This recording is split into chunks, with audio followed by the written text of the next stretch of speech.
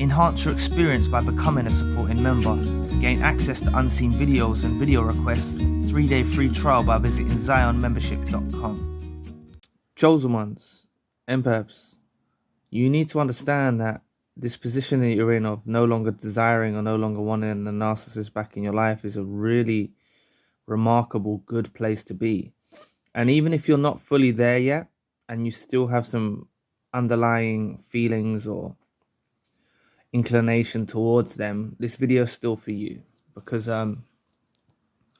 really you need to understand that these narcissists that are involved in your life want to keep you bound for as long as possible. That's their ultimate objective. They want to keep you bound. They don't want you to get over them. They want you to stay broken. They want you to stay hurt. They want you to stay betrayed. Now, all of these things that happened to you, all of the ill treatment that you faced, all of the pain that you went through, I'm not justifying it, but with time, through time, you learn how to deal with it, and you will overcome it. But there are many survivors, as there are many survivors that have not got over it, but there are many survivors that are at that place now in their lives when they don't desire the narcissist whatsoever. And this is, for those of you that still do desire them, this is the place you should be heading for. This is the, how can I describe it? This is the checkpoint along on the healing journey that you should be aiming for. You know, really aiming for that. You know, trying in your heart, mind and soul to get rid of the desire, get rid of the feelings of want, you know.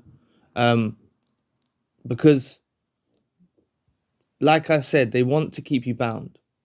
And all of these hardships that you've gone through, the trauma bond, the manipulation, the lies, the gaslighting, the devaluation, all of this is done, very precisely done, very premeditatedly done. Not, it's premeditated, sorry.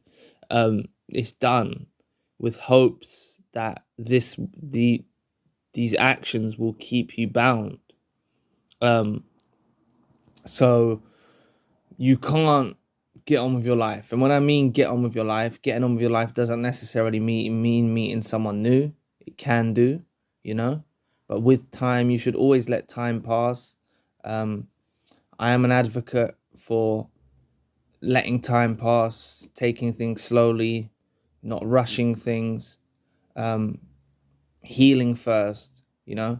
There's nothing worse, you know, than getting involved in a new relationship of whatever kind and you're not healed yet, you know, because the fact is, you can destroy good people, and good people do exist out in the world.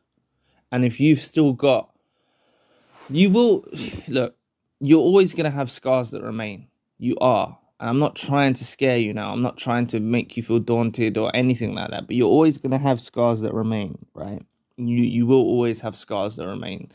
But with scars, you get thicker skin. You become more resilient. You become stronger, you know?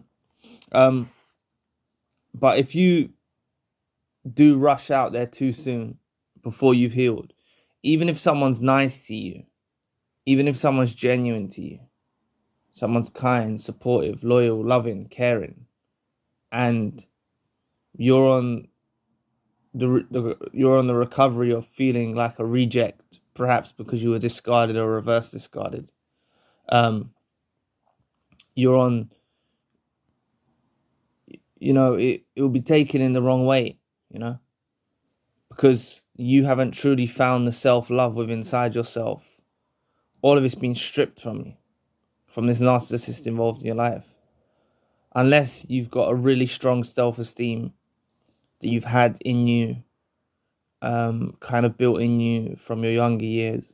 But a lot of the time, self-esteem goes when you're involved with narcissists in your life, you know. A lot of the time, especially after a discard or a reverse discard, you can feel like a reject, you can feel unwanted, you can feel not needed. And this is what I'm saying to you, right? You need to reach the point of not wanting them back. They just can't stand it, because they always want to feel wanted. They always want to feel needed. They always want to feel desired. Even if there's so much distance from you, you haven't spoken to them in a long time, they want to have in their imagination or in their mind, or when they're stalking you or when they're looking on your social media, that you're still stuck. You haven't got past them. Now, getting past them does not mean, I want to emphasize on this, getting past them does not mean meeting someone new. That's the trick that a lot of people fall for, right? They think, they need to meet someone new straight away. They channel all of their hurt and their pain into this new person. And a lot of the times, victims of narcissistic abuse run into good people.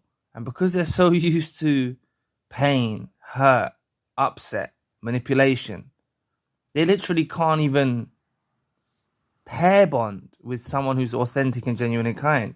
And they may both be empaths, but one is say one's an awakened empath, just done the healing, that's taken their time out, and they meet someone that hasn't done the healing, who's still got fleshy wounds from the narcissist involved in their life, and they won't hit it off right, they won't hit it off right. So that's why you should always be truthful, be honest, be transparent. If you're not ready to move forward in your life so fast or anything like that, just because the other person is willing to move forward fast, you should always make them aware that perhaps it's not a good time for you. And if you're both authentic, genuine, and true people, you'll understand one another. You will understand. You'll have patience for one another. Things of that nature. But look, you can, when the time's right, when you've done enough healing, when you've gone on the healing journey for long enough, you can find authentic and genuine and true people. And this narcissist, when they know that it's literally, because you can door slam, bolt and weld it shut, right? You can make it clear that the narcissist, you don't want nothing to do with them, right? And that does so much, that really is a crushing blow for them, to know that they can't infiltrate back into your life, But in their minds, they always cling on to the fact that it's a possibility, that you'll let your guard down again, that you'll let them back in, and they'll circulate around you. They'll keep attempting, they'll stalk you, they'll spy on your social media, they'll keep making indirect contact, direct contact, they'll make fake profiles, they'll do all of this weird, bizarre behavior to try and hinder you from progressing on the healing journey. But when you actually find someone authentic, genuine, and true, and you feel the essence of someone authentic, genuine, and true, every bit of hurt and pain is gone, and you're only going to build on that more and more and more and more. But that's the nail in the coffin, so to speak, for the narcissist involved in your life. Because I have touched on this before, narcissists that are involved in your life are cautious about you running into other narcissists as well. They are cautious of that because they're aware that if you run into another narcissist involved in your life, right, after them perhaps, it's going to take the focus off them. So they're cautious of that. But beyond that, they certainly don't want you to run into another empath. They really don't want you to run into another empath. They really don't want that. Because you run into another empath will be a real, beautiful, transparent relationship. And they certainly don't want that. So that is the ultimate revenge, That is the ultimate revenge, that you can do. And you can find it if you bear patience, if you take your time. That's why I emphasize on the solitary path. That's why I advocate for taking the solitary route, for spending time by yourself, for enjoying your own company, for really taking the time out for yourself, by yourself, before you even embark trying to find another empath, And you may have to run through people that are not empaths along your journey, but don't get involved too deep with them, If you come across someone who appears okay at first, and then you discover that they're not an empath, you can get out of that situation. You don't have no obligations. Don't get too involved with individuals too quickly, because you may discover something that you don't like, or something that irritates you, or something of that nature. You may run into other toxic individuals. You don't even need to stay around them long enough to work out if they're narcissists. That is a future narcissist that's trying to be infiltrated into your life. You don't even need to stay around them long enough. You literally don't, because you will run into toxic individuals circulate around you. They do. You may feel alone at times. You could feel lonely at times. But there are plenty of narcissists that would openly accept you being in their lives. In a heartbeat, they would let you in. And you got to make sure that you don't settle for that. Never settle for less. Always raise the bar. I've emphasized this for as long on the YouTube journey as I can remember, about raising the bar.